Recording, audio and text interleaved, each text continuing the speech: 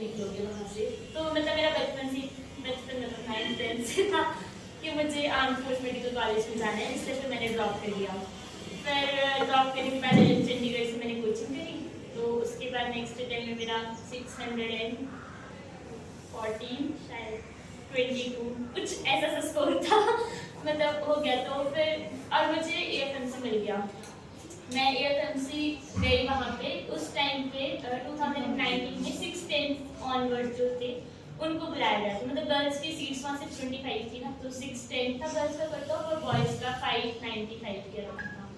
तो ऐसे करके हमें बुलाया था, तो वहाँ गई 9 डेज रुकी थी मैं पुणे में और मेरे सारा क्वालिफाई हो गया। I was the only girl in batch of 100 who was selected for AFMC, क्योंकि इनके बहुत साइकोलॉजिकल टेस्ट होते हैं, इंटरव्यूज होते हैं, बहुत कुछ होता है। मतलब वो पूरा आपका मेंटल लेवल चेक करते हैं, आप घबराहट हो रही है वो सब देखते हैं।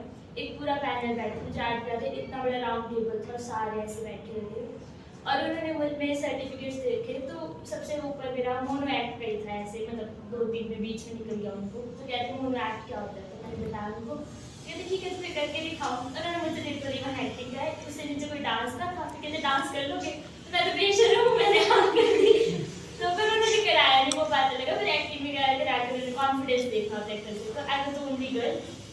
फिर लास्ट हुआ हमारा फिजिकल चेकअप, तो उसमें मेरा आई साइड निकली 5.5 और उनकी लिमिट थी 3.5, राइट तो नहीं हुआ। और बाकी स्टेट काउंसिल तब तक बाकी काउंसलिंग्स बंद हो गई थी, तो लेट शुरू होती है। तो फिर मुझे नहीं मिला और स्टेट काउंसलिंग बची थी, तो मुझे IGM से मिल गया, मुझे लेना। जबकि मैं हमेशा से ये कहती थी कि मैं मर जाऊंगी पर IGM से बट फिर मैं वहाँ पढ़ रही हूँ और मैं बहुत खुश हूँ।